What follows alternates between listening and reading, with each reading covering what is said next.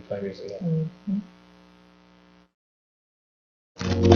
You know, sometimes we go through hard times. What's up, everybody? Welcome to Virtual Hustle Radio Show. It's Miss Calypso. Hey, yo, this is Tajadine. What's up, everybody? First of all, thank you so much for tuning in with us. I know we're a little bit behind getting started, but we wanted to make sure that we let you know how much we really appreciate you guys tuning in with us and listening every week. We are, of course, missing our third piece.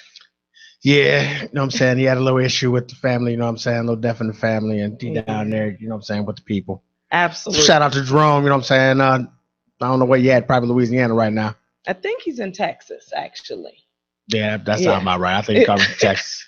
Yeah, so we want to definitely send our condolences to Jerome's family. He lost his grandmother. So prayers up to them for comfort and peace in this time. But I understand she lived a full life, so. Yeah, I mean, you know what I'm saying? Like, I remember when my grandfather passed, like, that's what everybody was, oh, I'm so sorry. Like, he was 90. Yeah. I mean, he got good life. Yeah. You know what I'm saying? So, I mean, that's, you know what I'm saying? That's just a blessing in itself, really. Sure, absolutely. So we've got us a few things that we got on the agenda today. We got a special guest in the studio with us. We're going to be bringing her up a little bit later. Her name is Raven. She goes by O Raven. And she's got a single that we're going to be letting you guys listen to. I'm so excited about it. I listened to it. I really, really enjoyed her voice and the song. So I can't wait to bring that to you. Yes, I heard it too. You know what I'm saying? I previewed it. All right. Definitely. I would definitely give it that.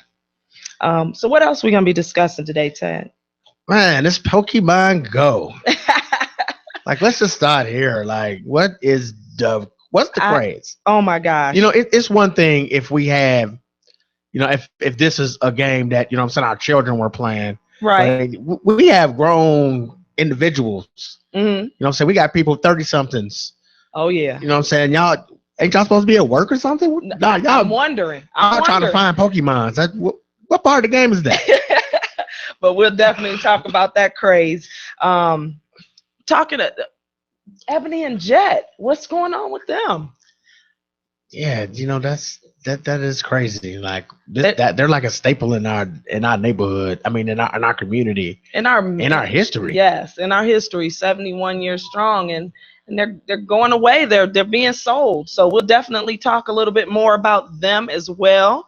And then Rich Homie Quan and Lil Kim.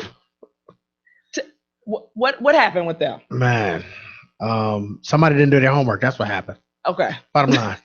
So we'll talk about that. We'll talk about who had a misstep and didn't do their homework. Right. We definitely gonna speak on, you know what I'm saying, the tragedies that's been happening. You know what I'm saying? We had a recent tragedy in Baton Rouge today. And you know, we also had the tragedy in France. You know what I'm saying? We're gonna touch on that too. Absolutely. I you know what, Ted, I really just want to kind of start there. Because it's interesting what the direction that things are going. I mean, we've covered on our last few shows a lot of the police brutality and police killings of innocent people, unarmed individuals. But now we're seeing a flux in armed security. I mean, armed officials, our police and things that are actually getting shot and killed or attacked in different areas around the country. Yeah, that situation in itself is just like, this is something that we need to hurry up and figure out what the problem is. Because the last thing we need to do is make the police vulnerable. The last thing we want to do is sit here and take their credibility away from them. Mm-hmm. I mean, don't get it twisted. I'm just as upset as everybody else when it comes down to the actual things that are happening, especially with, you know what I'm saying, our black men, women, and children who are being gunned down and murdered. Let's call it what it is. But at the same time, we still need police. Oh yeah. The last thing we want in this country is martial law. And that is the direction that it seems like we're headed. I mean, to me at least. But so what I'm understanding is there were 11 officers that were shot and 3 or 4 killed. Do you know what the update is on that? No, that I do not. Okay. Because while I heard was there was 3 officers shot, and they shot the suspect also. So there's more than one. They're still looking for the other 2. So one of them has been shot. I'm not sure if he's still alive or not. Well, let's call it what it is. They ain't no going to jail. Right. Ain't no going to jail. You shooting at police, we ain't arresting nobody. Right. This is strictly shoot to kill. Right. Absolutely. The game is over. We're not gonna be playing with you. So I mean, what are you thinking about all of this stuff that's going on, the back and forth? I mean, is it retaliation? What are you feeling like this is all coming from? Man, one of my friends said it the best. It's just different when the rabbit got the gun. And right now the rabbit got the gun. Yeah. And you know what I'm saying? He's like, yeah, remember that? I mean, it's by no means am I saying that is right, but like now now people are paying attention. Of course. People paying attention now, like, hey, wait a minute. And again, they're taking the credibility from them. Because now the average Joe is over here like, hey, well, if he can get away with shooting the police. Oh, yeah. You know what I'm saying? Then I can get away with shooting the police. Some people really don't have anything to lose. Right. You know what I'm saying? And that in itself is not good. So what I think is now that all of these police shootings are happening, and now there's going to be, if there are any suspects left to stand trial for these acts of violence. That's a big if. Well, yeah. That's a gigantic if. But they're going to be prosecuted, and they're going to serve, they're probably going to get life in prison, all of those things. I really feel like this is going to bring some good awareness to when it happens vice versa, because we haven't had any convictions for these police shootings. You know, as I'm skimming through this article here, it's something that I'm noticing that's becoming kind of a trend. Okay. It's seeming that everybody who was turning against the police, if you will, it seems to me that America is training these people to be killers. So I'm sorry, they're training soldiers for war. Okay. And these soldiers of war are now using their skills to protect their own. Maybe in their head, you know what I'm saying? Because we don't know what they're thinking. We don't know what they're thinking. It may make sense in their head. Okay. But it seems to me like they're using they're taking these skills and now they're using them to like execute police, and it's just not cool. It's not. I mean, no way you cut it. Whether it's the police that are dying or whether it's civilians that are dying, all of it is just wrong. And I just wish that the lawmakers really, really take heed to this and put some things in place so that those people don't feel like they have to retaliate and it's more bloodshed. Okay, here's a question. Okay. You are the mayor of Baton Rouge right now. Mm-hmm. Maybe even the governor of Louisiana. Okay. What do you do right now? Like, what's your first plan of action? Well, I think my first plan of action is to rally in the officers because somewhere in there are a lot of people feeling like these officers, the bad cops aren't being aired out. And so as the mayor, I am telling it's time out for that. If you don't want any more of your fellow officer, if you don't want to be the one mistaken for a fellow officer, or if you don't want bad things taken out on you, because we can't control those people any more than they can control us and our happy triggers, we got to do something. We have to start, airing out the dirty laundry. Okay. But at the same time, there's this code of conduct. Is that the word? Sure. Is that a good way to use it? Yes. Within the police department where, you know what I'm saying, people think not snitching is real. It's even worse. It's even worse within law enforcement. Get up in that law enforcement. I'm talking about snitches get stitches for real. Like you will be a patrolman for the rest of your career. So what do you do if you're in that position? If you are the mayor? You know what? Honestly, I don't know. I really don't know, and that's kind of why I asked the question. Like, at this point. I just know right now, you know what I'm saying, there's a sense of urgency in Baton Rouge right now. Absolutely. And something needs to be done, because it doesn't seem, this act of violence doesn't seem like it's just something that's just going, okay, you got one of ours, we got one of, you know, so we got some of yours. I don't think that's what this is right now. I think that they are like, I think them people down there in Louisiana is just, they just fed up. Sure. But they tactics of retaliation is just not smart to be doing right now. Sure. Well, I mean, I'd love to hear from, if you're listening out there on Facebook, or if you're listening to us on the YouTube channel or IntellectualRadio.com, call in. We'd love to hear your thoughts on this topic. The number to call in is 708-223-8953. 708-223-8953. We'd absolutely love to hear from you, because, I mean, it's definitely senseless. And I mean, it's just a lot of bloodshed for results that we have yet to see. And I don't know who has the answers for them just yet. That's exactly what it is. It's a lot of bloodshed for results that we have yet to see. Mm-hmm. Like, it's just right now, it's just happening. Right. And when will you get enough? Because right now, I don't think people are going out killing police because they want police to die. You know what I mean? Or they just want to just kill innocent people. Right. It's kind of a, hey, look, see what happens when it happens. See what happens when the rabbit got the gun. Absolutely. So that it's a different, they die for a different reason.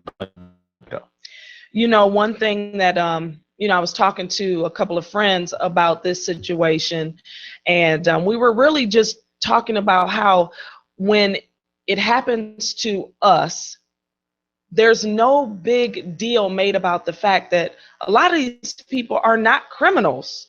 They're not, they haven't done anything wrong. They're wrongfully killed, but it's not a big deal made about them. But there is a huge deal made about the police officers that are not the bad cops. Right. They have families, they have, you know, wives, they have all of the kids at home.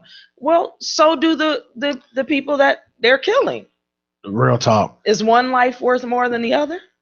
Just because we hustle different? Because that's another thing I've been seeing.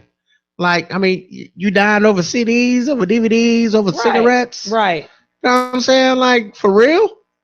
Yeah. It ain't like, it's not like you out there selling rocks. Mm-hmm. It ain't out there like you selling heroin or something. Right. I mean, like, you really got, I mean, they have pilot's license. People can really do that legally if they do it, you know what I'm saying, through the proper channels. So, like, it's just, you're right. They got families too. So it's hard. That's all topic. Every time we talk about it on the show, it's a tough topic to discuss. And I hope something happens really quickly, because, I mean, what city is going to be next? You know? Right. Just think about that. You know what? Let's go ahead and get into a commercial right here. All right. Time to pay some bills. When we come back, we'll talk a little bit more about France and what happened there. All righty. What does family tradition mean to you? Linda's Country Cupboard has over 100 years of experience making great relishes that are good for you and your family. Don't settle at Sunday dinner. Your taste buds and your family will thank you after they eat Linda's homemade tomato relish, or the chow chow, or even the cranberry pear. It just tastes great. And did we mention how good it was for you and your loved ones? All their products are made from all natural ingredients. They're non-GMO and they're gluten-free. Keep it local, keep it fresh, and keep things within our community. Join Linda's family as they celebrate tradition this holiday. Visit them online at lindas-countrycupboard.com or purchase the products at any one of these 70 fresh grocers that they do business in Chicagoland. Linda's Country Cupboard. It's so good, it's addicting. Are you tired of the same old chips and dip on game day? Well, regain the game day respect with your friends and serve the great taste of Linda's Country Cupboard relish. Be it the chow chow, homemade tomato, or cranberry pear, your guests won't be disappointed. Linda's relishes are made from all natural ingredients, no GMOs, and they're gluten-free. Even your kids will love it.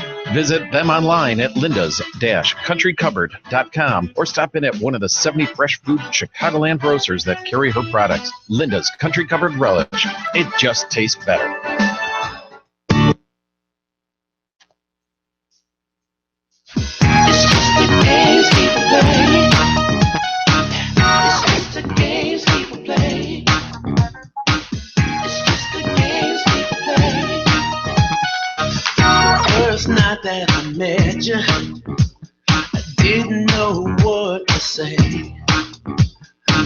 you enticed me.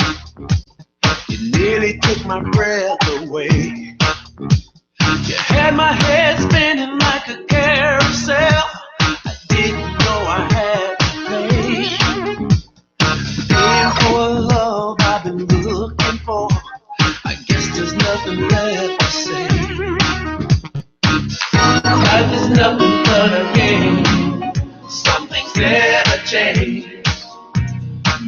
Just because you're not at the game is still played by the choices you make. It's just the games people play. Just keep playing with me. It's just the games people play. Don't wanna play with me, no. It's just the games people play. Just keep playing with me. It's just the games people play.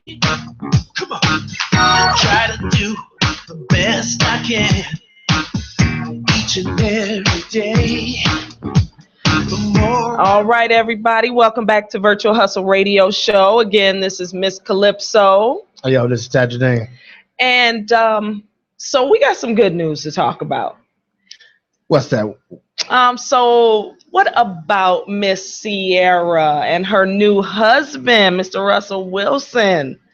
What you think about that? It's about doggone time. That's what I think.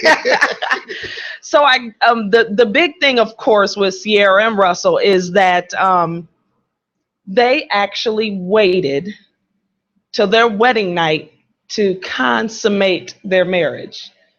So they actually held out, did not have sex. They dated, they fell in love. He was an example of a father to her son, and they actually held out until their wedding night to have sex. Is that something you could have did, Ty? Ty? I don't know. We stuck on the ums. I don't know. First, we got to get you to want to get married. First. Right. No, I will say this, though. I will say this. If he can go through that, then there is absolutely nothing in the marriage that he shouldn't be able to tackle. No pun intended. Well, he's the one that actually suggested it. You know that, right? No, I did not know that. Yes, that was not Sierra's doing. She was following his lead on that. And all right, well, that's even more noble. That's even more noble that you would even, you know what I'm saying, put yourself through that, you know what I'm saying, through that situation. Right. You know what I'm saying? But real talk, now we know that it's really love there. I mean, if you honest, you know what I'm saying, if you want my honest opinion. Like, I mean, they went through all the, you know what I'm saying, all the steps. Right. No sex before marriage, you know what I'm saying? Like I said, at this point, they should be able to tackle everything. So they set a great example for couples that are following them and following what they've done.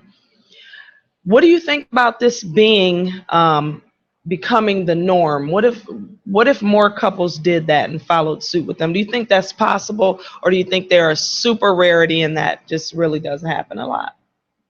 Well, I don't think it happens a lot. Okay. I mean, I'm going to be 100% real with you. I do think that if this happened more often, there would be less divorce. Because a lot of people, I mean, even myself, like, people be like, you're scared to get married. No, I'm scared to get divorced. Okay. I'm gonna be real with you. That's honest. Like, yeah. So, I mean, I think that it'd be less. I think the divorce rate to go down. Because right now, people are getting married like boyfriend and girlfriend. Like, you hear what I'm saying? Like, will you marry me? Yes, or circle yes or no. Right. I mean, I thought it was till death do us part. I mean, they like to the car break down. Right. To the money run out. To the money run out. Right. Like, I don't understand it. So I'm thinking that sex plays a major part in the emotional attachment that you have to someone that may cloud you even being able to see some of these red flags that you wouldn't otherwise see. Yes. You think so? Yes. Ain't no thing to it. Like, I mean,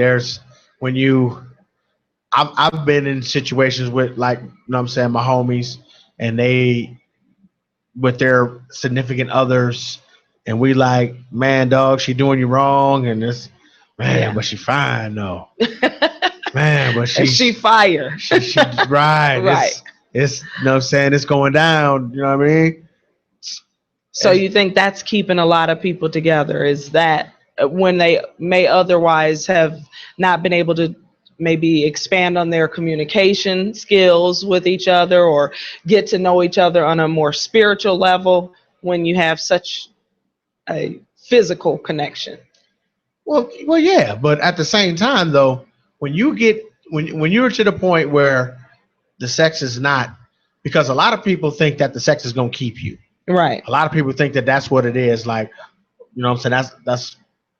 That's it. That's all. Okay. But when you take that out of the equation, now you really got to do something like conversate, Okay. and you really gotta, you ain't gotta. You're not worried about, like, your makeup is different. You know what I'm saying? Like when you break up and your makeup it's different because it ain't all just physical based. You hear what I'm saying? Like you can honestly sit back and be like, okay, this is where I was wrong at, or this is where I was right at. I know I'm saying that as a dude, but I know. So as a celebrity, I think that was very big of them to take that approach. They got a lot of flack for that. Just because that's just not the way that it's done in the spotlight. I wouldn't say flack. I mean, it was just strange to me. Like, I mean, Yeah. I don't know if I could have did it. You know what I'm saying? But I wouldn't say, I mean, it wasn't strange, I don't think. Yeah. I mean, I guess it's more strange for Sierra, being the fact that she just came off of Future, and you know what I'm saying, just that whole lifestyle that she's living, and Of course. And she's a different celebrity than Russell Wilson. You know what I'm saying? He's a good, wholesome football player, all-American guy. Right. And then we got Sierra. Like, that's just icon, if you will. Well, not quite yet, but you know what I mean. Right. Like, worldwide. Sure. Well, I've never been shy to kind of share my experiences when it comes to the show. I think that's one of the reasons that God has taken me through so many situations. But many people know that I've been married and divorced. But before I got married, my ex-husband and I did practice abstinence before we got married. And although the marriage has been dissolved, what I can say is that experience helped us to be better communicators. But even after the marriage was over, we are still great friends, and we still have a great respect for each other. You know what? And that is big too, because I'm gonna keep it real. Like, I ain't no friends with me. Like, I'll be real. We can't. Don't call me. You know what I'm saying? If I see you in the street, you better hope. You know what I'm saying? Tad, you can't be friends with your exes. I mean, don't get it twisted. I mean, I don't want to have beef with them. Right. You know what I'm saying? But we ain't got to be cool though. Like for real. I tried it. You know what I'm saying? It seems to always backfire on me. Well, I wish that more people actually did take that route. You know, just to spend the time to peel back those layers of someone without resorting to the feel good of the sexual aspect of a relationship. Because it will help you to understand a lot more about who they are, what they like, what they don't like, what makes them tick. And it just removing that whole piece of it. It made a huge difference in our courting. Like, that too, like, just to know what, because I used to, man, it used to just kill me. Like, you know what you finna say. Yeah. It's finna move me a certain way. Right. And you like, what did I say? You know what you said. Okay. So, you know what I'm saying? You need to, once you peel back them layers, right, and really get to know somebody and really get, you know what I'm saying, that deep in there, then you already know what it is. No holds barred. This is who you get truly. Right. Because you're not masking it with the physical. And you're right. Sure.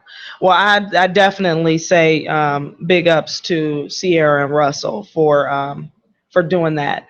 Now let me ask you this: because they chose to go that route, there usually is a push to get that wedding date a little sooner as well. Because I mean, Sierra's beautiful. Yeah. Russell's handsome. I mean, whatever. You're not gonna say yeah, but Right. I'm just like, Sure. What you said. so even in my situation, I dated him for a year. We were engaged for 6 months, and then we got married. And now I look back and I wonder, was what we were doing and it pushed our wedding date up, or was there some type of subconscious push to get that wedding date up so that we can have the physical aspect of the relationship? Same for Sierra or anyone else that does that. So do you think that you should have dated longer then, is what you're saying? Yes. You do think so? Yes. I think that if I would have dated longer, then there would have been there would have been things on both ends that probably had not had an opportunity to come to surface that did. And that may not have resulted in a divorce. I remember my mama telling me, you know who you got in a year. Yes. I remember her telling me this when the whole Bill Clinton scandal unfolded. Okay. You know what I'm saying? The whole blue dress Yes. situation. And my mama was like, you know the kind of man you got in 1 year. And I honestly believe that. I honestly believe if you're in a relationship with somebody for at least for 12 months, by that time they should have. I mean, if they've been holding back for a whole year, they just crazy. Like for real, right. It's something wrong. You can put your representative out there for a good 3-4 months, 5 months. But after that, once you get 6, 7, going 8, through 9 4 months, seasons, cuddle season, in and out of cuddle season, you got to know who you're dealing with by that time. They like to eat. They like to eat bread in the bed. You're gonna get crumbs in your bed. You know that. Absolutely. Well, I think we definitely need to cut to another commercial again. But when we come back, Tad, it's time to talk to our guest, Miss O'Raven. I can't wait to hear what she has to say about her music, where she's going, and we're actually going to be able to hear one of her singles. So let's go ahead and pay some bills, and we'll be back with you guys. Stay tuned. Linda's Country Covered Relishes are voted #1 in the Chicagoland area. Our recipes are over 100 years old. They're gluten-free, non-GMO, and made from all-natural, fresh ingredients from farms here in the Midwest. Order online at lindas-countrycovered.com, and also check out which Chicagoland grocers their products are sold in and pick up some today. Linda's. It just tastes great. This is Jerome Thornton from Virtual Hustle Radio. With everything you have going on during the week with family, work, dinner, and making ends meet, the last thing you need to worry about is your hair. Visit Geneva Sheer Perfection. They're located at 5601 Northeast Martin Luther King Boulevard in Portland, Oregon. They're open 7 days a week with hairstyles to meet all of your needs, including extensions, braids, wraps, and all of the latest styles for women, boys, men, and girls. Get your appointment today by calling 503-285-1159. Again, 503-285-1159, or for more information, visit genevas.net. It's just the games people play. It's just the games people play. First night that I met you, I didn't know what to say. The way you enticed me. You nearly took my breath away. You had my head spinning like a carousel. I didn't know I had to pay. Paying for a love I've been looking for. I guess there's nothing left to say. Life is nothing but a game. Some things never change. Just because you're not at the play, the game is still played by the choices you make.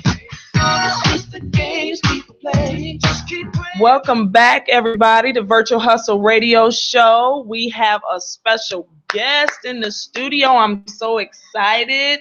It is the beautiful O'Raven. Do you go by O'Raven? Yes. Oh, yes. right. Raven is fine. Hold on, I got to do this one. Oh, good. Thank you for the sound Official. That's official.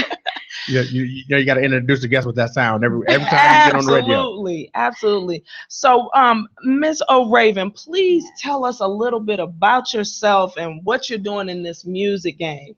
Well, first, I want to thank you guys for having me. I really appreciate the time and opportunity. I do want to send my condolences to Jerome because I did hear you guys say that he lost somebody. So, Jerome, condolences to you first.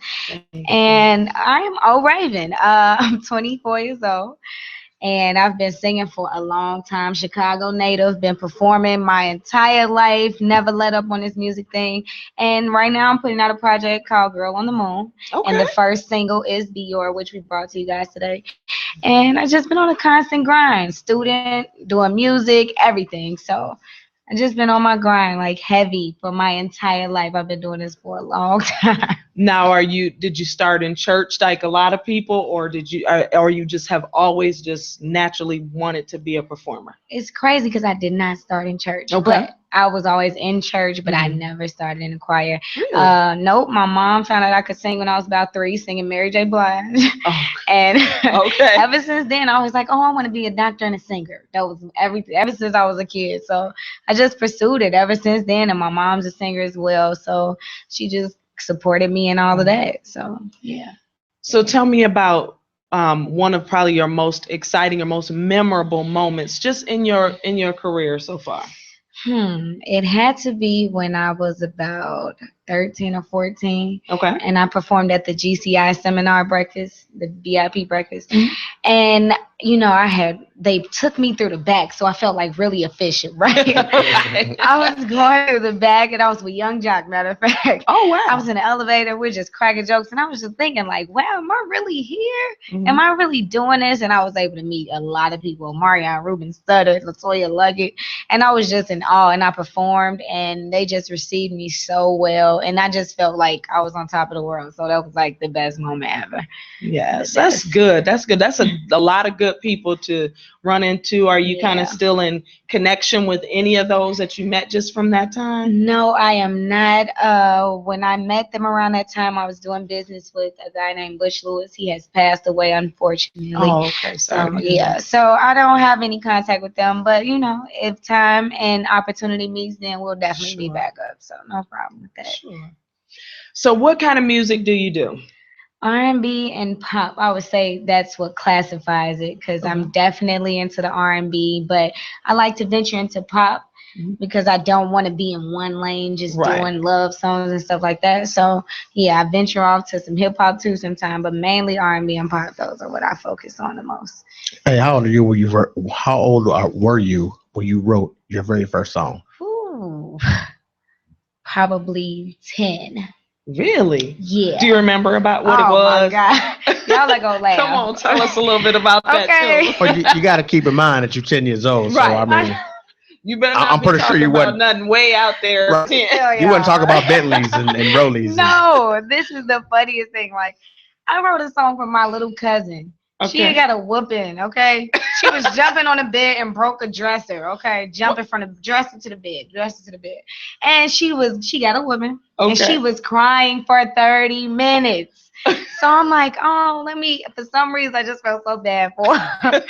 So I started singing a song, and it's like a few bars, nothing special. And that was my first song. It was called Stop Crying Jory. So... do you remember it? Can you sing it? Oh my God. Give us a little video. Stop Crying Jory. The vocals are petty because I didn't know anything about anything at the time. So, okay, I'm going to give it to you.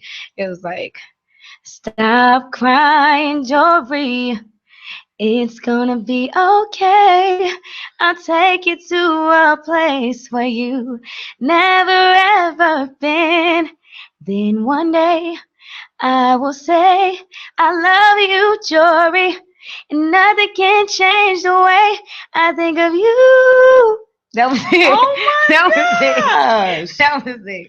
So first of all, you wasn't hitting the notes like that. Exactly. You was over there like, hey, look, be quiet. You're crying. That good. Look, it wasn't that good back there. But it's beautiful now. Absolutely. Well, I'm sure she was so happy crazy. for you to have made that song for her at that age. I hope, because I was trying to help her. I really was.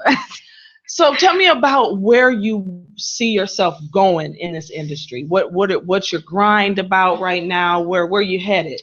Well, for the most part, I definitely am trying to go big platinum. I'm saying multi-platinum records and videos and performances that sell out and things of that nature. And I really just want to be able to touch people. That's something that I'm good at. Like, I'm always like the counselor for people, and I just want to use that through my music and make it therapeutic and reach young girls my age and let them know that anything is possible. So I want to just push that message, and push the morals that I have, because it seems like in a business that people end up losing a lot of that. Sure. So I want to take it all the way to the top and take my morals with me and spread the positivity and spread that to the young girls, the young boys, and just be at the top of my game. I really don't want to stop anywhere. I'm not going to be satisfied with anything. I'm going to be like, okay, I can go further.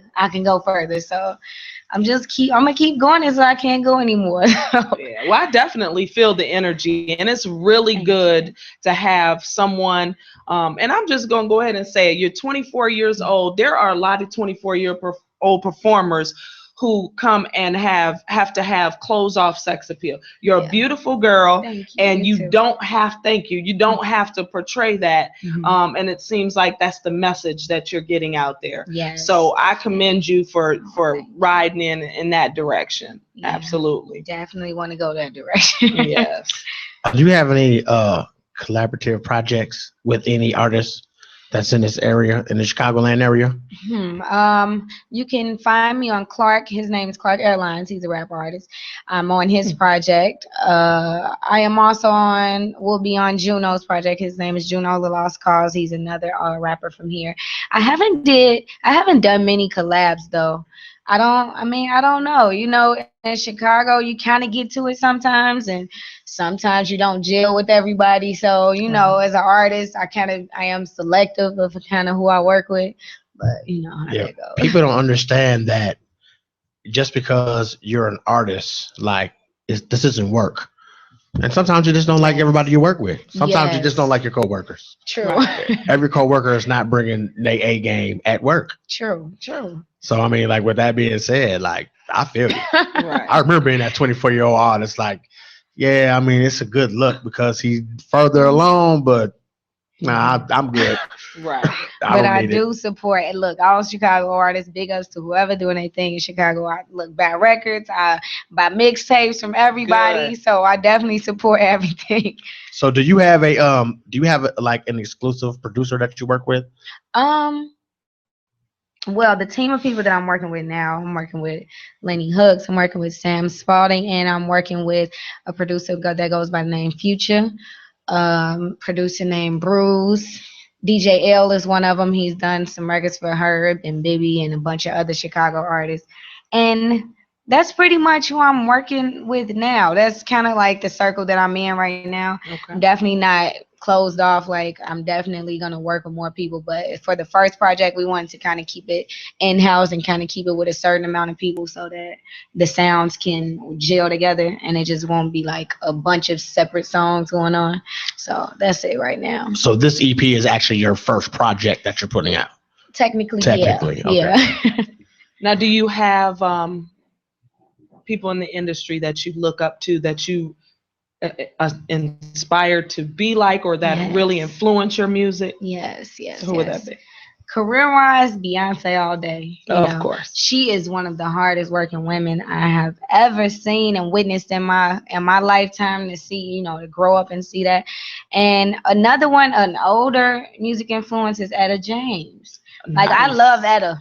I love Etta. Like, the richness of her voice and the way that she like portrays her emotion, I really resonate with that. Like, I love her. My vocal coach started me working on Etta songs when I first started with her when I was about 13. So I just grew to love her, and I appreciated her story. I really appreciated that. She had some struggles, but that voice, it was just amazing. It was mind blowing. So yeah, such a rasp in her voice, and but it still just resonates so strong when you listen to her or watch her perform. Yes. Half the people your age is like, Etta who? Right.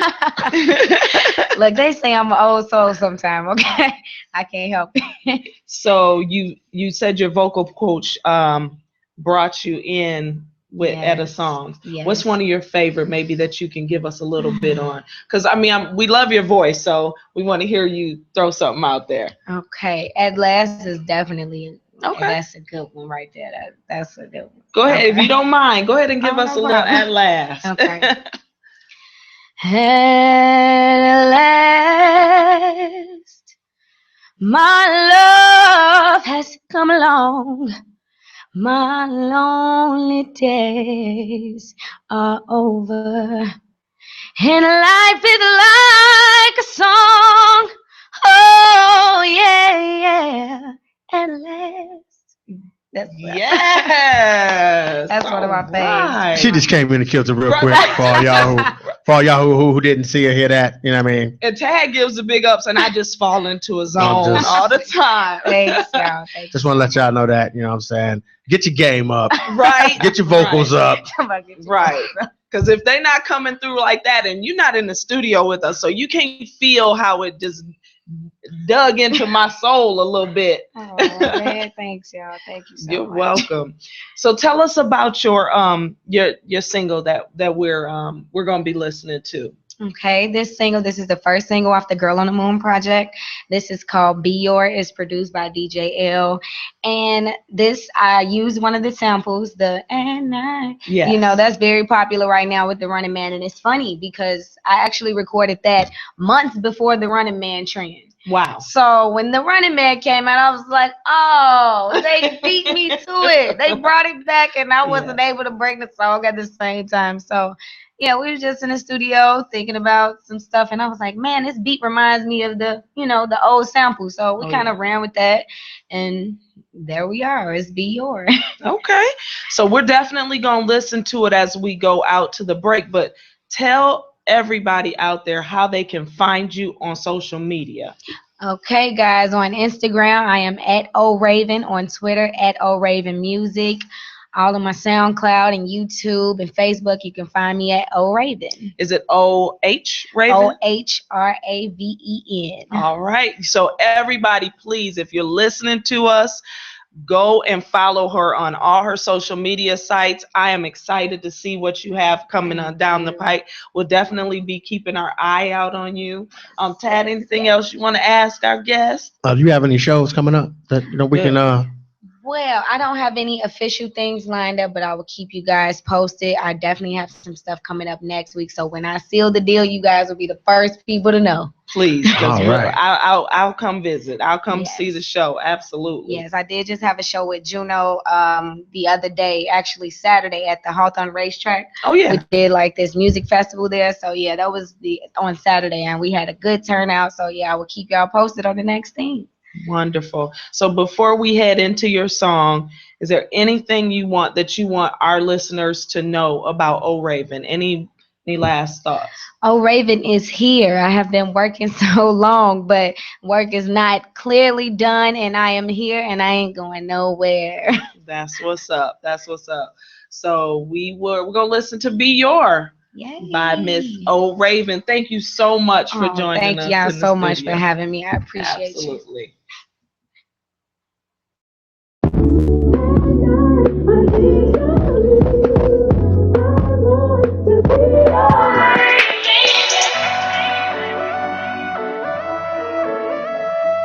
Oh my God, what's this?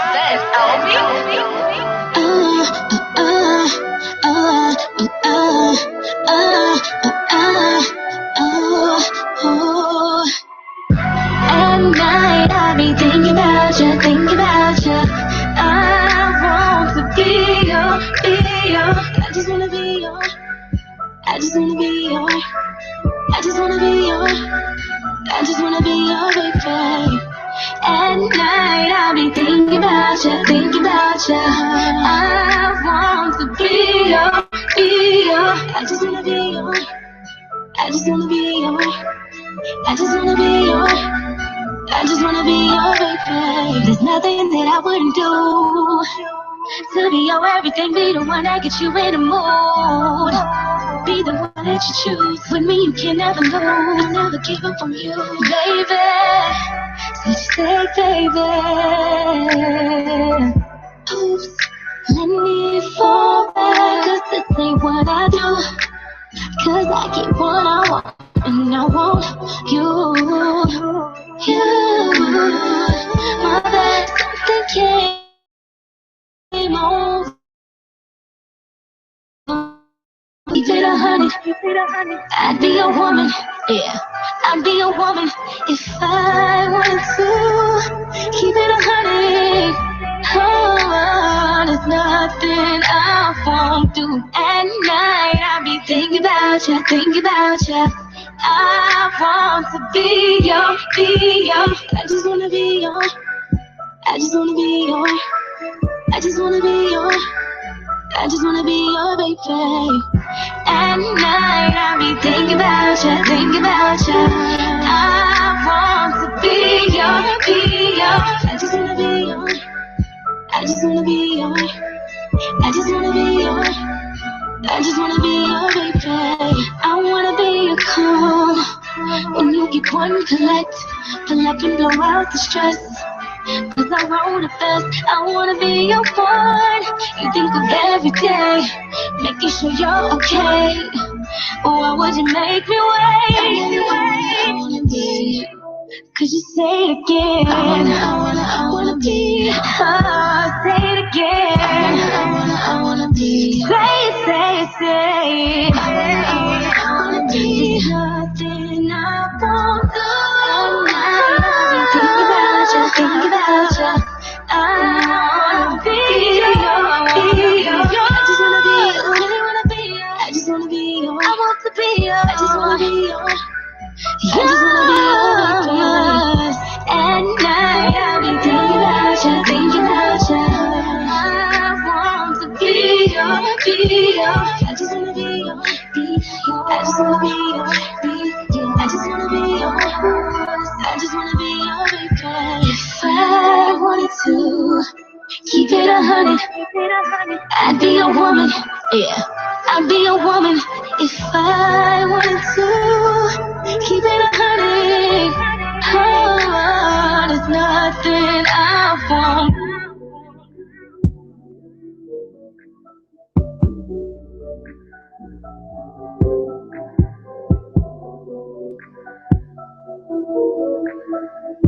It's just the games people play.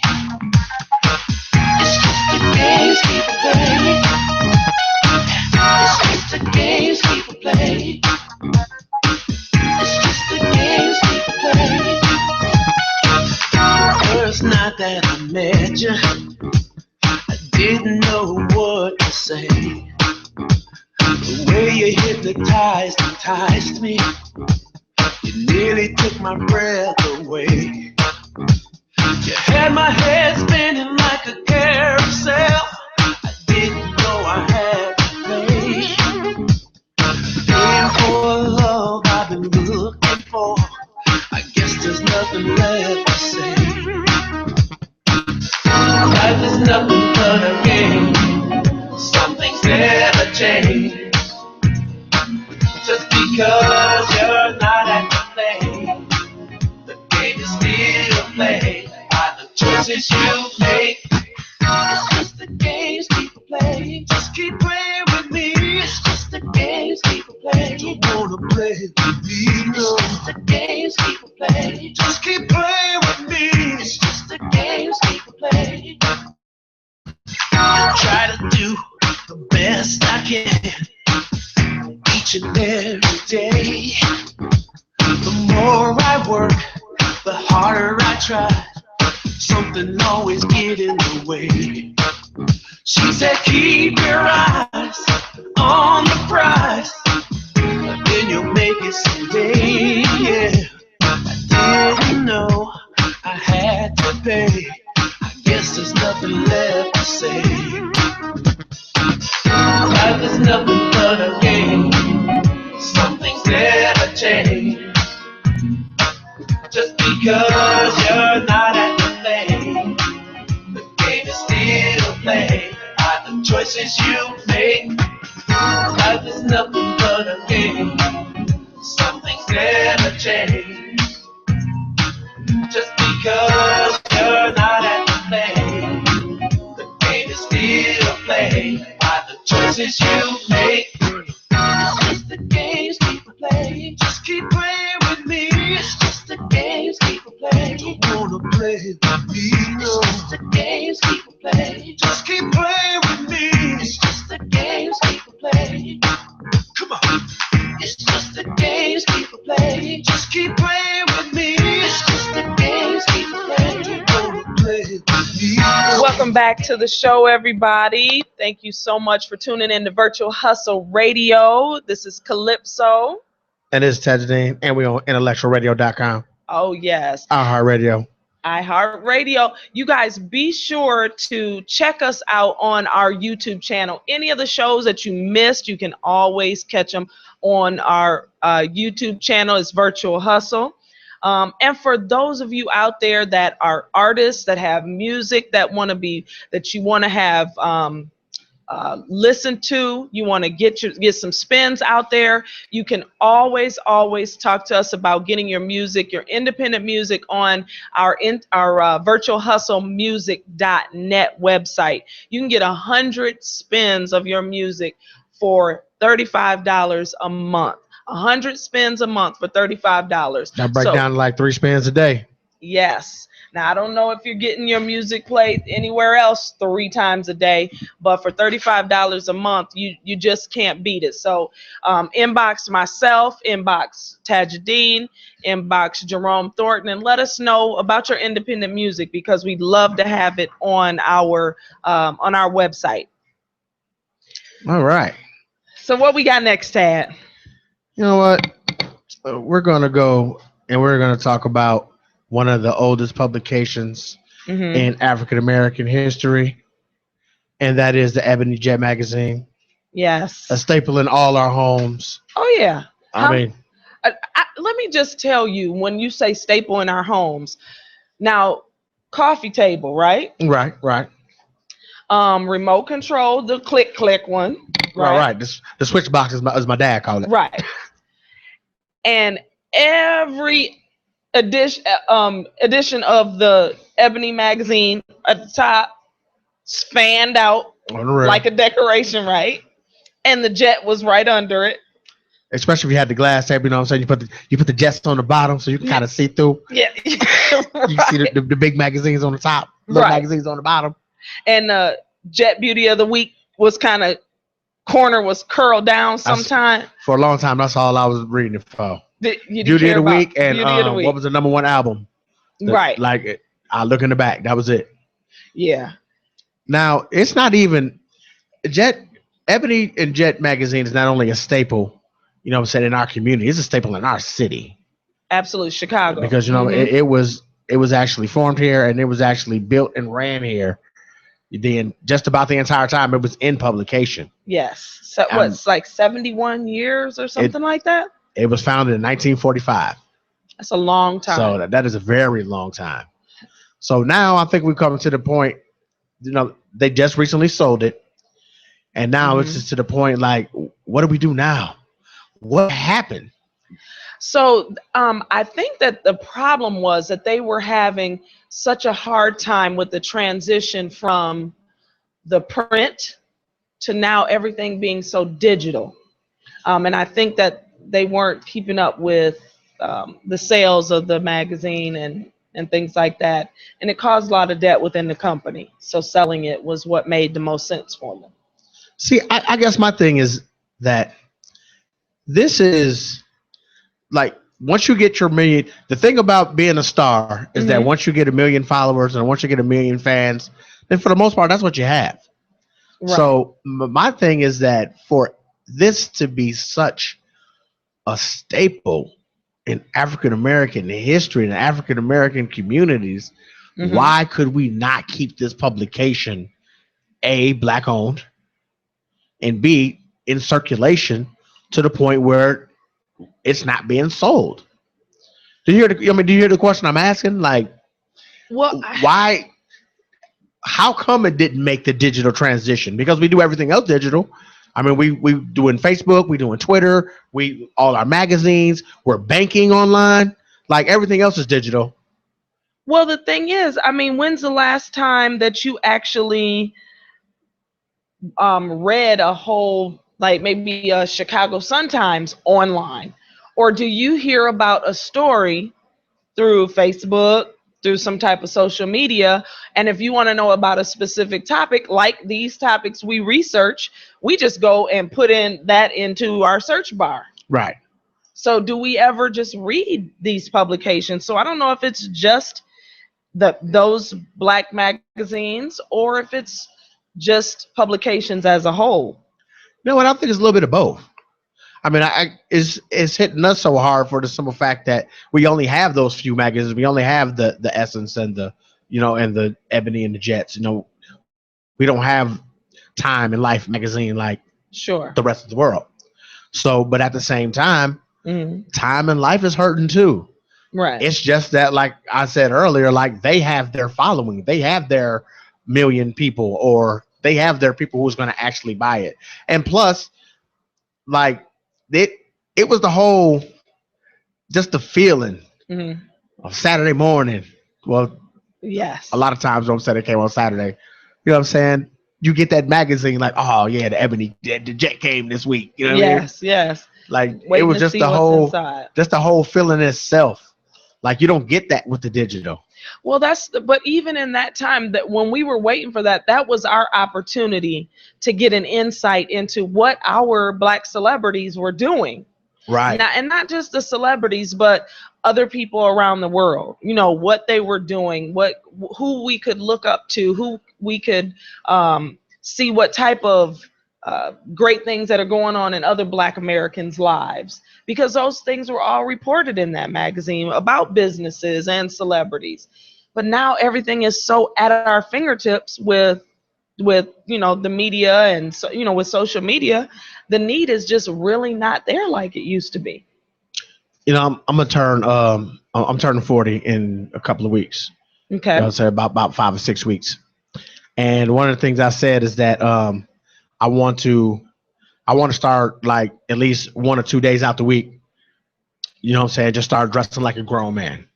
Just putting on. I mean, Chad, I know you love your t-shirts though. Right.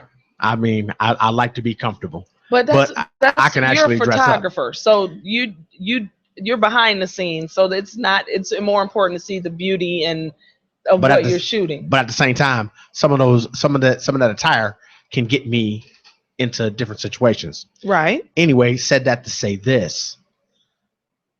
With me making this decision, I want to start wearing more ties, so I want to tie different knots. I learned how to tie a tie from Ebony magazine. Really? Like I was seriously one Sunday morning. Okay. On my way to church, I was flipping through the magazine and I saw examples how to tie a tie. Okay. And that's how I learned. I was like 10 years old.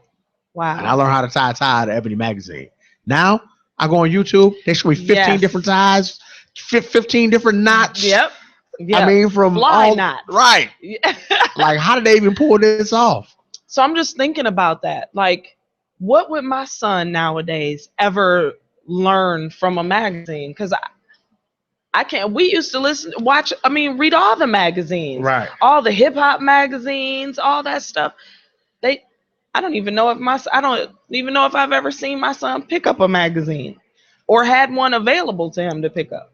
Yeah, but I'm pretty sure that he has flipped through his Facebook and there was a magazine. He follows someone of some publication. I'm pretty sure of that. Right. I'm pretty sure, like, if he likes rap music, I'm pretty sure he's following The Source or XXL or one of those specific publications. But at the same time, what is he really learning? Because again, we did that too. And another thing, it was just all about the magazine. I remember being 20 years old and I was like going out specifically every month. Yeah. Gotta have the Source magazine. Gotta have a XXL magazine. I gotta read it. Yes. Now I just see him I bought a XXL last week, and it was the freshman class, and that was the only reason why I bought it because they always have a freshman class, and I just wanted to read up on that. Okay. But like when I can't remember the last time I bought a magazine. Yeah, I can't either. I think the last time I really flipped through a magazine was on the airplane. Right. I got an app on my tablet where it's actually magazines, you know what I'm saying, that I read through. Right. But that's it.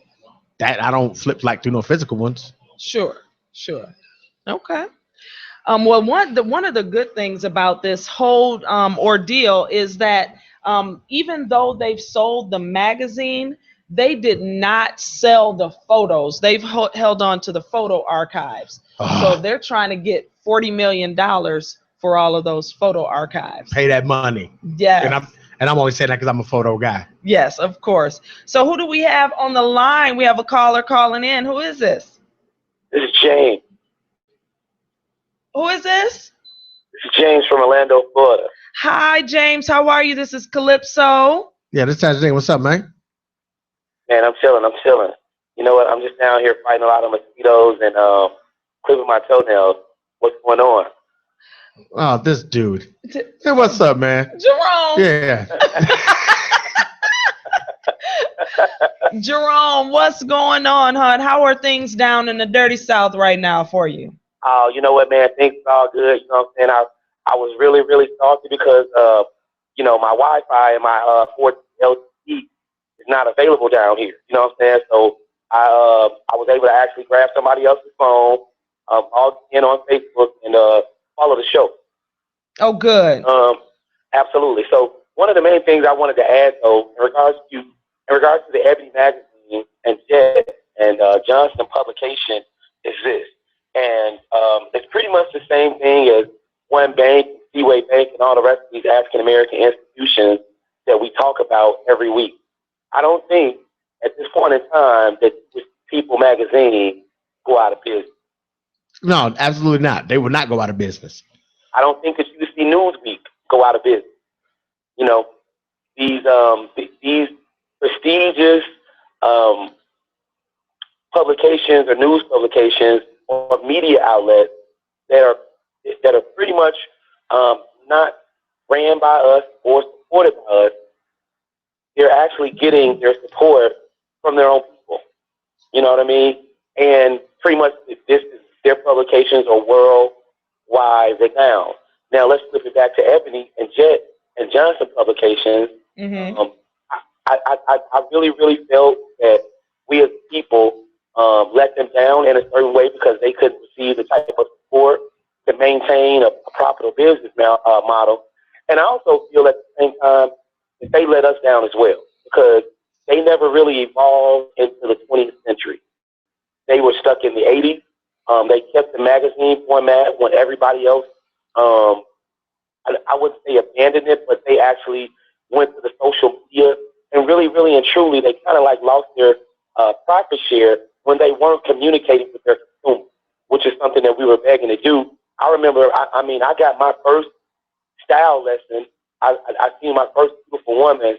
I seen my first Black successful family from an Ebony magazine. My mom was a subscriber of Ebony and Jet, and really and truly, that's what culture be, being in Louisiana, being in a part of the country where we really didn't even have cable up until like 1990. Sure, right. Sure. 91. Ebony and Jet magazine basically gave us a glimpse of what the outside world really is and what Black success or African American success really looked like.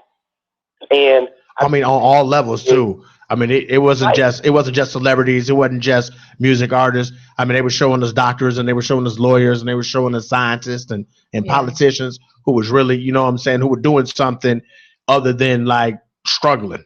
Of course, and positive things in their community. Right. And guess what else? And you know what else they did? Ebony and Ebony came out with the first African American cookbook. I'm talking about something that was 365 that you could make all during the year. They were doing these things, and they had their post on the community and pretty much for culture as a whole. But at the same time, I just feel as though that right now we need to be more conscious of these things in regards to supporting the media outlets, the news outlets, the stores, the brands that we actually have. Because if we don't, we'll look up and we'll see that something that we invest so much of money and so much time and share so much memories, it can soon be gone just by a blink of an eye if the right investor comes. If we don't keep doing things as a collective, if they don't provide the positive content to give us to keep, wanting us more or wanting us to get more, and if we don't support them as a return, we're going to see all the things that we call culture is going to be gone. So that's what I wanted to do. I wanted to take my time, call in, let you guys know y'all did a hell of a show. Y'all did a great job. I didn't exactly get a chance to see the artist. I got her a chance to see her on the way out. And she is bomb, Quita. Yes, she is. Yeah, for real. She came in here. She told it up. Speaking of O'Raven, if you guys are still listening in, make sure you go to her website, oraven.com, OHRAVEN.com. She definitely is bomb, and I'm looking forward to seeing how her career is going to explode.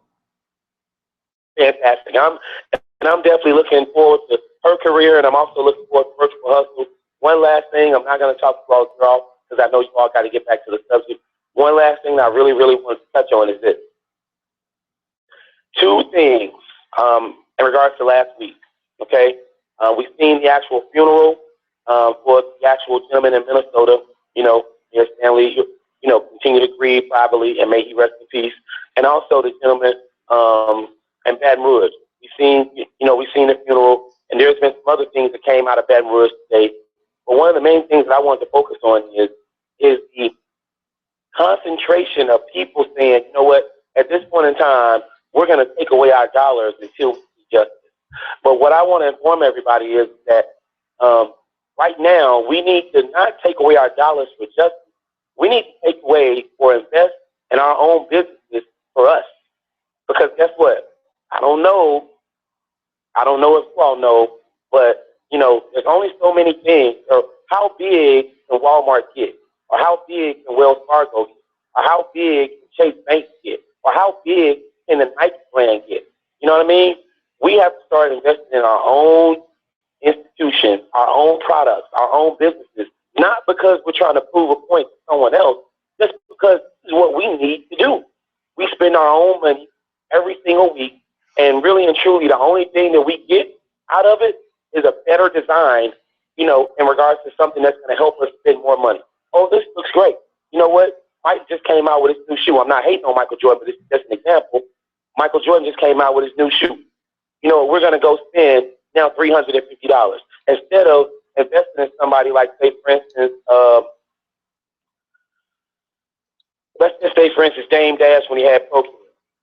We could have invested in Dame Dash or spent our money with him, just for an example, and we would have seen the fruits of his investment because we know that he's going to push his money back to where the people is.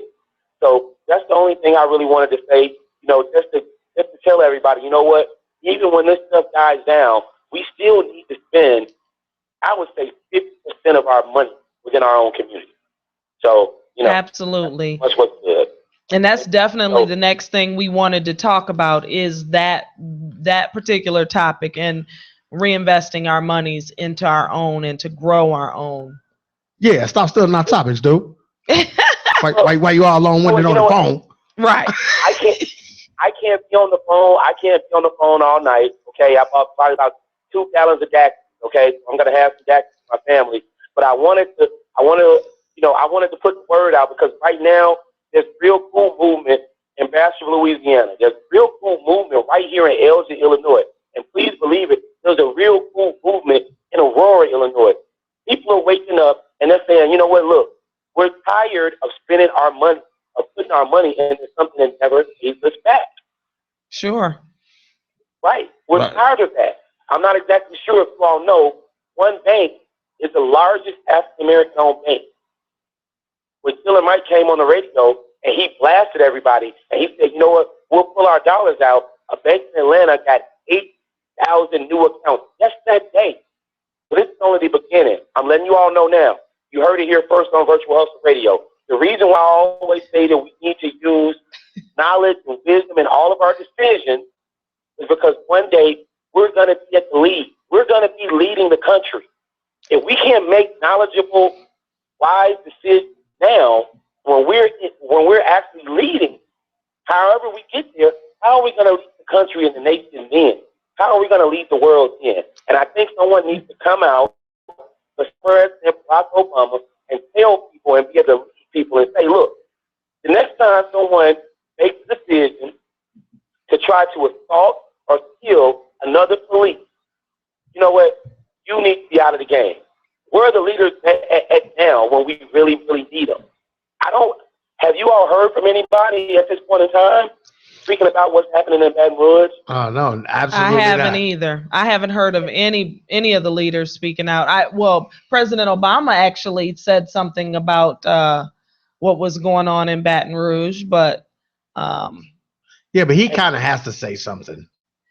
But that's it. Is my point. What I'm saying, though. Here's what I'm saying.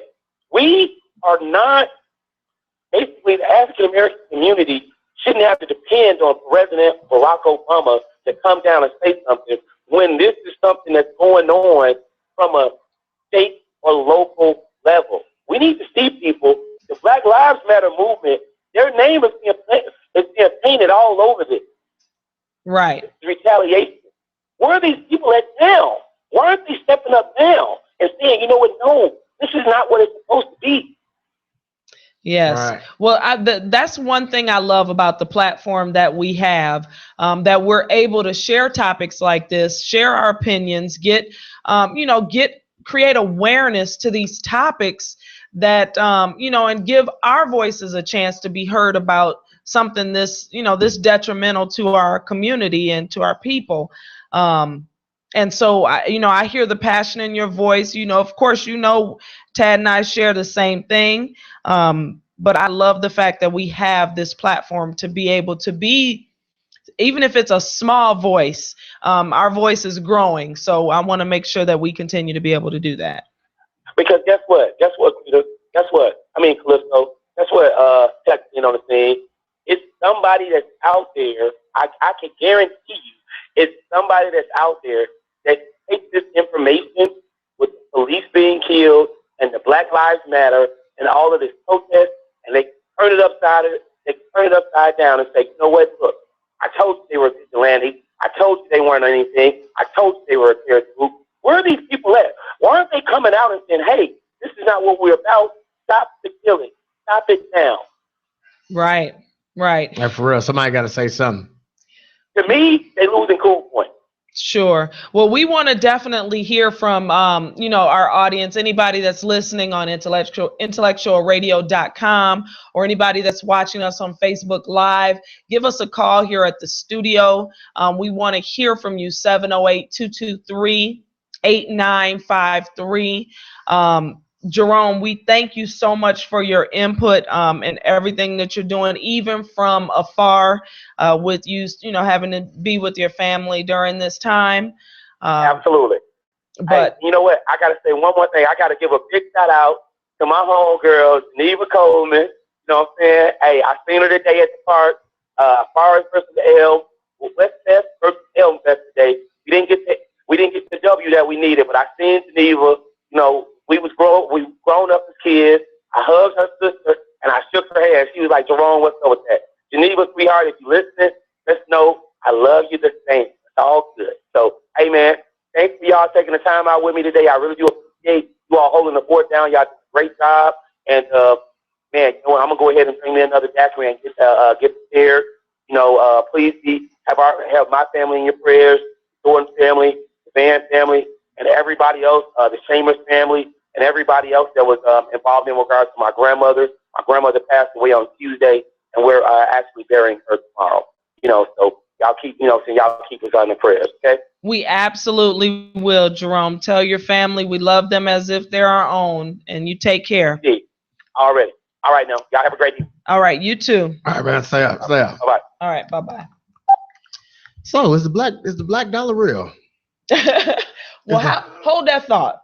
let's go ahead and pay some bills, and we're going to come back and actually talk about that very topic, because that's something that's definitely the direction that we're looking to go. So let's head to commercial. You guys stay there. Don't go anywhere, and we'll be back in just a few. What does family tradition mean to you? Linda's Country Cupboard has over 100 years of experience making great relishes that are good for you and your family. Don't settle at Sunday dinner. Your taste buds and your family will thank you after they eat Linda's homemade tomato relish, or the chow chow, or even the cranberry pear. It just tastes great. And did we mention how good it was for you and your loved ones? All their products are made from all natural ingredients. They're non-GMO and they're gluten-free. Keep it local, keep it fresh, and keep things within our community. Join Linda's family as they celebrate tradition this holiday. Visit them online at lindas-countrycovered.com or purchase the products at any one of these 70 fresh grocers that they do business in Chicagoland. Linda's Country Cupboard. It's so good, it's addicting. Are you tired of the same old chips and dip on game day? Well, regain the game day respect with your friends and serve the great taste of Linda's Country Cupboard relish. Be it the chow chow, homemade tomato, or cranberry pear, your guests won't be disappointed. Linda's relishes are made from all natural ingredients, no GMOs, and they're gluten-free. Even your kids will love it. Visit them online at lindas-countrycupboard.com or stop in at one of the 70 fresh food Chicagoland grocers that carry her products. Linda's Country Cupboard Relish. It just tastes better. Play. It's just the games people play. It's just the games people play. It's just the games people play. First night that I met you, I didn't know what to say. The way you hypnotized, enticed me. You nearly took my breath away. You had my head spinning like a carousel. I didn't know I had to pay. Paying for a love I've been looking for. I guess there's nothing left to say. Life is nothing but a game. Some things never change. Just because you're not at the game is still played.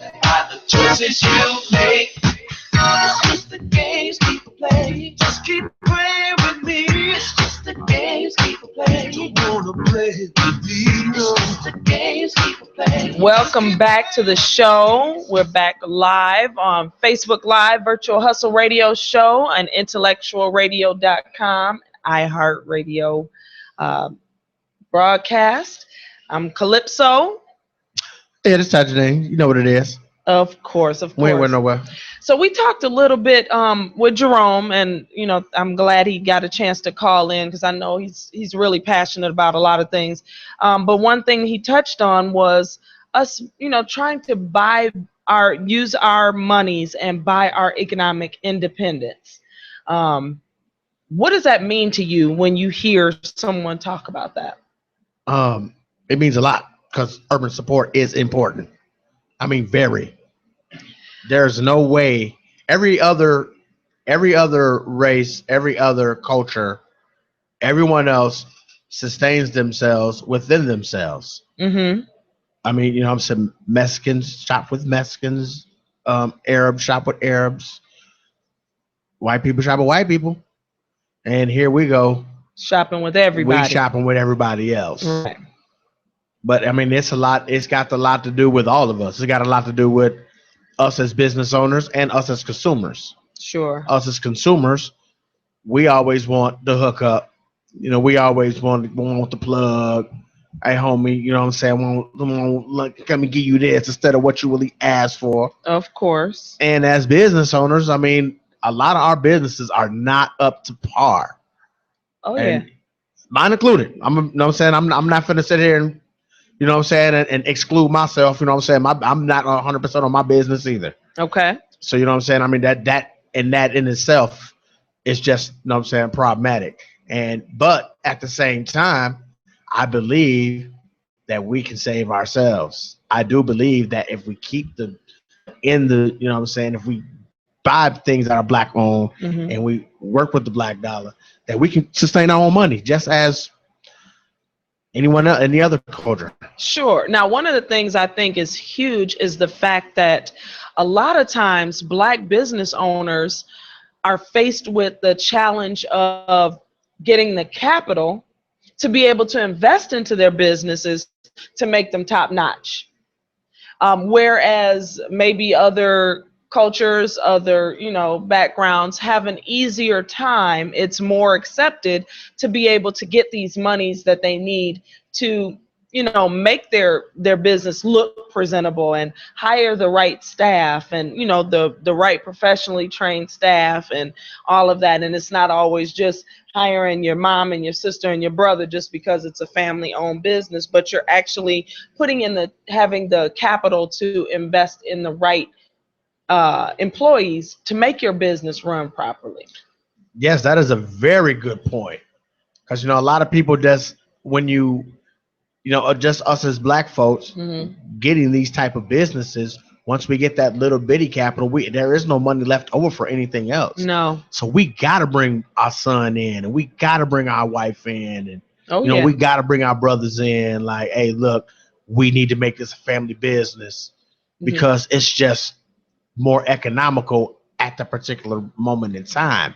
Right. Versus having some overhead where I can go ahead and actually pay somebody some, some minimum wage or whatever, or even enough money to afford the different healthcare, and the different insurances. Sure. Just for my employees. Okay. Just so my businesses run good. Because if my customer service is whacked, then my business is whacked. However you look at that. So just putting your business together as a whole the right way to make it attractive that the right quality individuals are even going to want to work for you. Right.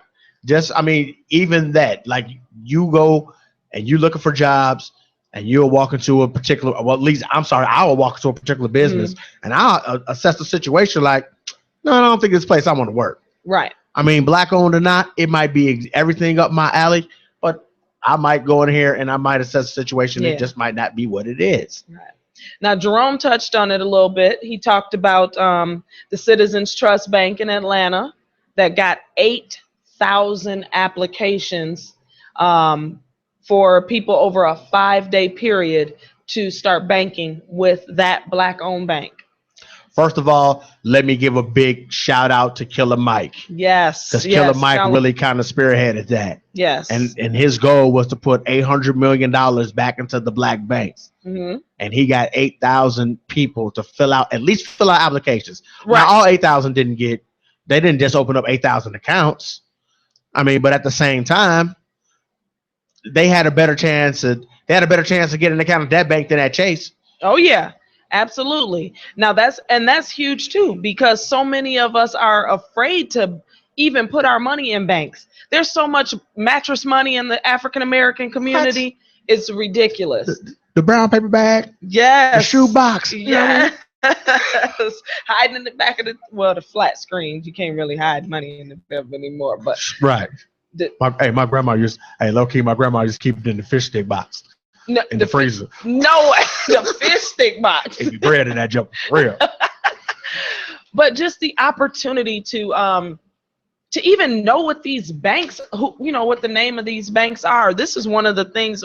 And again, Virtual Hustle Radio is always leaps and bounds ahead. Did we not talk about Black-owned banks on like our first or second show? Right. We were early with it. Telling people where they can bank. If you want to know where there is a Black-owned bank near you, please just Google it. You will find a list of all. There's not that many. I think there's only 24 to 30. I think it's something like 24 or 30 of them that are kind of across the country. Right. And even if for no other, how many of us have just the prepaid debit cards where it's an online bank? You don't actually have access to that bank. You can't go there and conduct business. So if it meant that you had to get a bank that was just to use a Black-owned bank and it's not close to you, even use it just for your banking purposes, your direct deposit, for your your checks and use the debit cards and things like that. You know what? That's good because I never even thought about it like that. Because like I said, he got 8,000 applications for a bank in Atlanta. Right. So I'm over here like, okay, well, it's in Atlanta. Well, you know what? I can still file the application online. Absolutely. And I can still have me a bank account in Atlanta. Sure. And still, as long as I can get my money out of it here.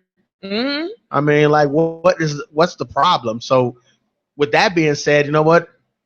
I'm saying you're running out of excuses. You know how many companies were making rich with all of these, with like the Rush cards and the Blue Fly. I don't know, whatever the ones, the Walmart. I got the green dot. The green dot, yeah. All of those things that, I mean, could virtually be done the same way if you just choose a black-owned bank to put your money in. And you won't have to pay. At least if you're gonna get extorted by your own people, because it's extortion. Let me be the one to tell you, I'm paying a monthly fee for God knows what. At all. I feel you. And then with us investing more money into the banks, that also makes it easier for us to be able to go to those banks and try to get the business loans that we need, the small business capital to be able to invest in our business. Right. People be like, they don't want to go to the black-owned banks because they honestly don't think there's money in the black-owned banks. And it's the truth to it. I mean, of course, there's some type of money there for it to be an operating bank. Sure. But at the same time, of course, there's no money in there if you're not going to put your money in there. If you're not going to put your money in that black-owned bank, and I'm not going to put my money in a black-owned bank, then that black-owned bank is not going to have any money. Yes. And let's be real, we're just talking about a bank account also. Mm-hmm. Like, so what? You can still have your Chase account if it's that serious. If it's that serious. You can still have your Bank of America, even though they, starting us by the truckloads. Right. But you know what I'm saying? Just why not make that black-owned bank the bank where you actually save your money? Your savings. Yeah. Not even, To go one step further, how many times do people even actually go to a branch? I mean, I'm not saying it doesn't happen, but we don't have to go to banks anymore to transfer money, to wire money, to do anything. Everything can be done on an app on your phone. Pretty much. You can get a check. You can pay bills. Cash it, deposit it, all that, and not even get out of your bed. Right. I mean, even with the mobile deposit apps, I have 2 different banks, neither one of them black owned, and I'm getting ready to correct my own self, but I can take a picture of a physical check and it gets deposited into my bank account. I don't have to go to a branch. So there's like no excuses for into these black banks. There's no excuses for us not to be giving up money to black brands. We have black clothing brands. We have, black owned banks and businesses and products. And if they're gonna sell Ebony magazine shouldn't be being sold to nobody else but another Ebony. Right. Like, absolutely. seriously, like, even if they are selling it, we still should keep it in. I saw everybody else is getting over. Oh yeah. I mean, people say what they want, people say what they want about, Mexican people, but they're some of the most unified people in the world. You got that right. They keep their money in-house. They were refuse. They were like, nope. Yeah. I'm gonna go grocery shopping at this little store on the corner for 30 years. Right. Right. Now, just talking about spending our money in our communities, I just found something kind of interesting online, and I won't read all of them, but 10 reasons why we should support Black-owned businesses. Basically, one of the reasons is that we build ourselves instead of helping other races to build where they get all the benefits. Yeah, it's something that we already talked about. This is kind of profound. Spending all your money with people who live out of your community is like building a house on sinking sand.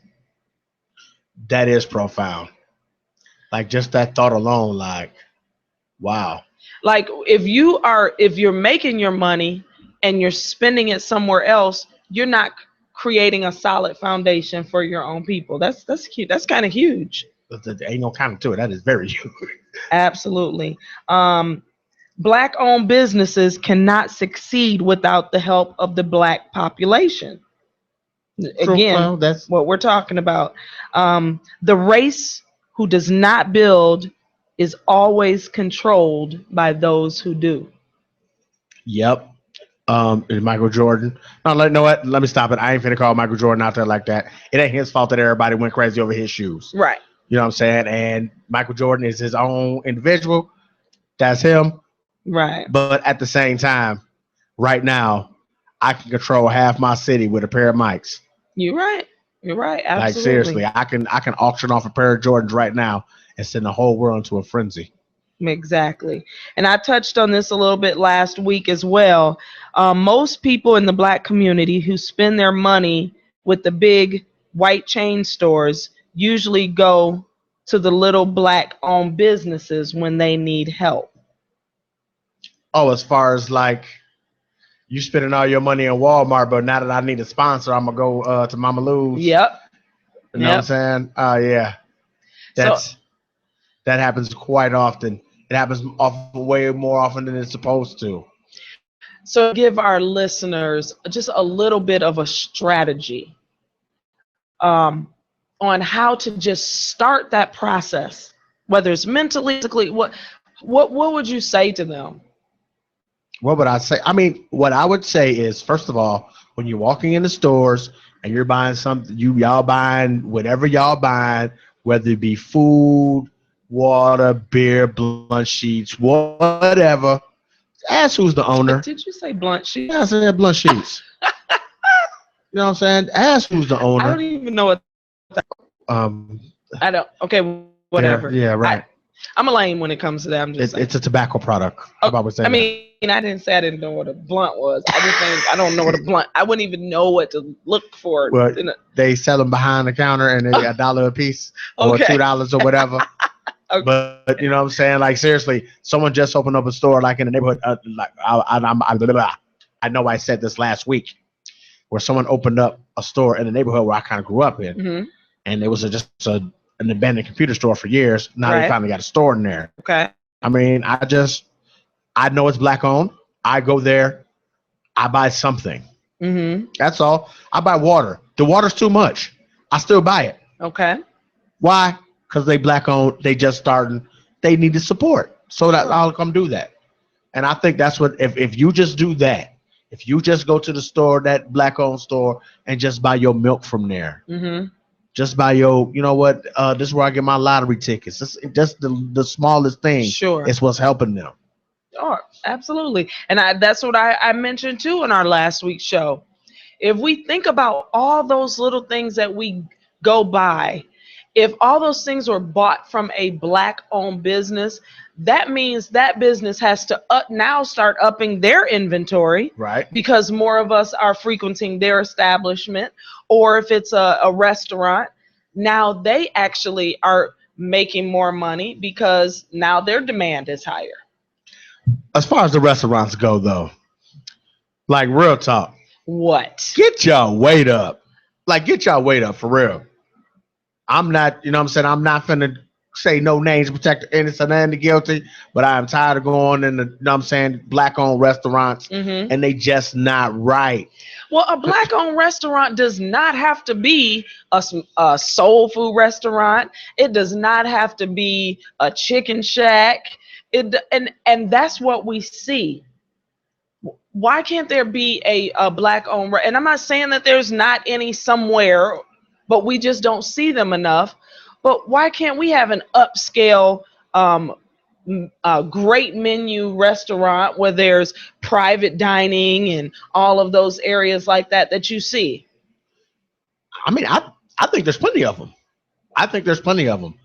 My thing is that when I want to go show the support to some of these people, like they just don't have, they restaurants don't be up to par. And I'm really speaking on the restaurants because I've been to more than one where I've had this situation happen. Sure.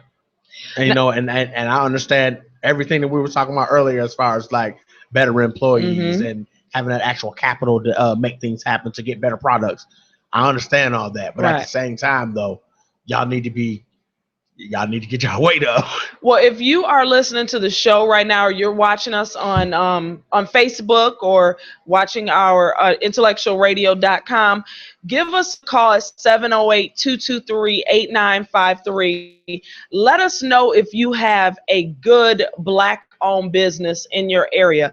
Even if you don't call in, we'd love to hear from you. But make a post, a comment on our Facebook live stream, and we'll definitely shout out those businesses or try to get in contact with them and find out what we can do to support them. But we want to hear about it. We don't always know about where these businesses are in our community. So if you're listening, call us 708-223-8953. That is something else too. Black folks, we don't promote ourselves enough. No. Ourselves or each other enough, where even like to get Black-owned businesses even put on the map. Mm-hmm. Where they can get their weight up, where they can get better quality and better things. You know what I'm saying? Sure. That's something as Black people we don't do. But let's get to this debacle. Is that a word we'll use? Tell me about the debacle that we want to talk about. Rich Homie Quan. Yeah. Last month, VH1 brought back here. They honored the women of hip hop. Sure. Which was big, and it was way overdue. Way overdue. Like triple way overdue. And I mean, I actually sat up and I watched it. Mm-hmm. I didn't watch it initially the night that it aired because I don't watch VH1 like that. So I didn't really know it was coming on. Right. I did watch it though. And there were awesome performances. Okay. And legends were speaking, legends were performing. And there were the new chicks, and I say new chicks because Dej Loaf was there. Right. I want to say shout out to the bamboozle that Dej Loaf gave us from the time she started till now. Right. So I mean, like, I'm hearing all these performances. These people are doing songs. These individuals are doing songs that came out when they was 5, 6, 7 years old. Right. They hitting it word for word for word. And then here come Rich Homie Quan. Can't get the verse to get money. All right. Probably one of the most popular songs Biggie Smalls has ever been on. Mm-hmm. And you completely just fumble, for the lack of other words. Well, to his defense, he says that it was the teleprompter was not working properly at the award show. Yeah, I heard that garbage. Oh. I heard that garbage. He said it was the teleprompter. Then he said that he was just nervous. Yes. And then it was I grew up on Outkast and not Biggie Smalls. And I'm just like, dude, first of all, you didn't do your homework. Let's start here. Mm-hmm. He was supposed to listen to the song 150 times. You are at preparation. You are at the VH1 honors. Honors, not just a random show. You are at the honors. Mm-hmm. They are honoring people who have set milestones in hip hop. Mm-hmm. I mean, they honored Salt and Pepper. They honored Queen Latifah. Yes. Little and Missy. Mm-hmm. Hosted by Eve. Like every female MC just about I could possibly think of was there. Yes. Except Yo-Yo. Yo-Yo was there. Was she? Yes, she was. Oh, I didn't see Yes, she was. Yo-Yo was there. Well, Lil' Kim also came to his defense, and she said it was very last minute that he was brought in to do. She said she loved him before, and she's gonna love him after. People make mistakes, and things happen sometimes that we can't fix or undo. She said if you guys only knew the technical difficulties that went on.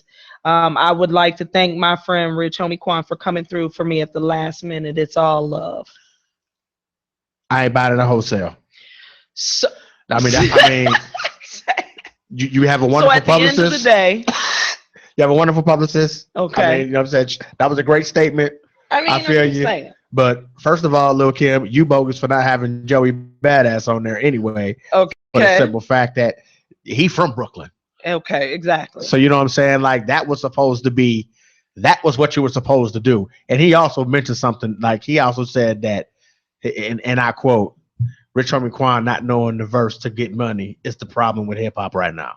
That's the even bigger picture. Like really, it is really it's a problem that you don't know these type of things. Like I can up here and recite some old Kumo D, some Bigger and Deffer back in the day. I get money. You know what I mean? I go to work.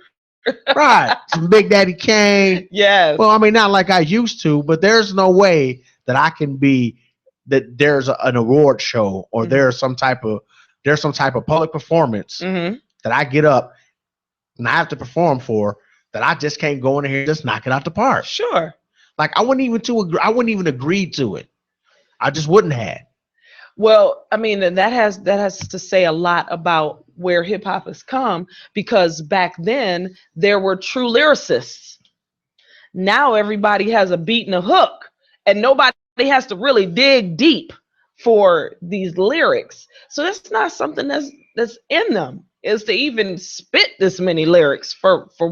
Okay, so that ain't working either. It's just they don't care. It's like they don't care. They don't. It's not like if you sit over here and you listen to Snoop Dogg and them talk right now. I want to say like Snoop Dogg and like the Outkast and like Wu-Tang, and you listen like, hey, what inspired you when you was a kid?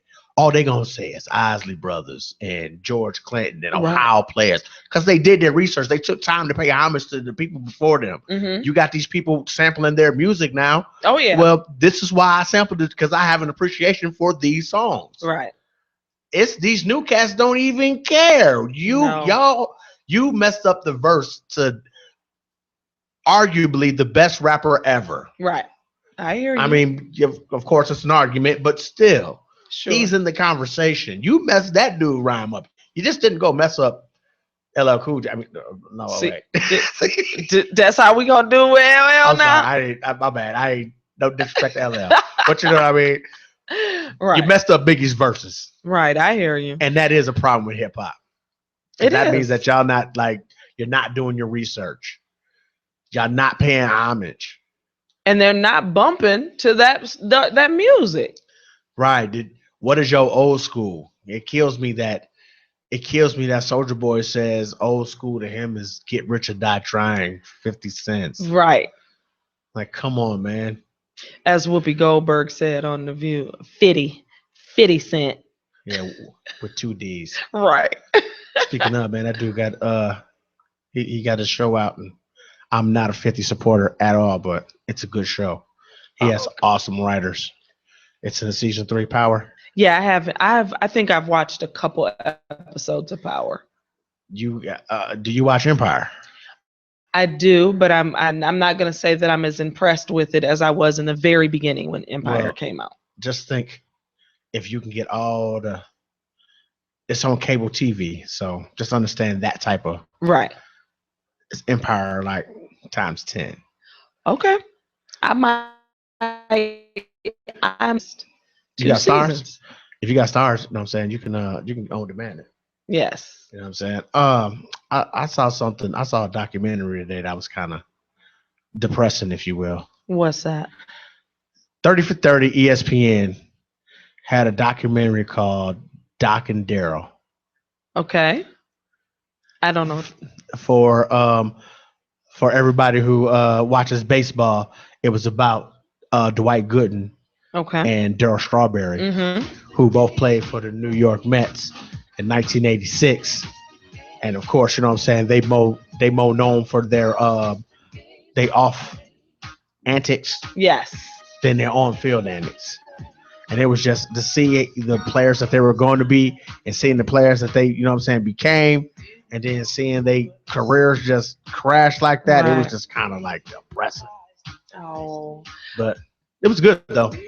So, and you saw that win? Today. Okay. I might have to see if I can check it out. Yeah, it was kind of.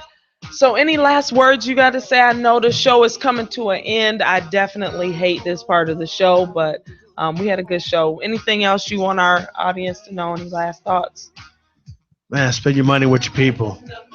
And I'm saying that to everybody. All money matters. Hashtag. Absolutely. No, like, if you got black-owned people in your neighborhood, spend your money with your black-owned people. Absolutely. So thank you guys so much for tuning in. Check us back here, same time, Central Time. Tune in to IntellectualRadio.com. We're always Facebook on Jerome Thornton's page, Tajidine Gordon, and Quita Calypso Penson. But until next week, you guys be blessed, and we'll see you then. Thank you so much for tuning in. All right, we out. The harder I try, something always get in the way. Your eyes on the prize, but then you'll make it someday. Yeah, I didn't know I had to pay.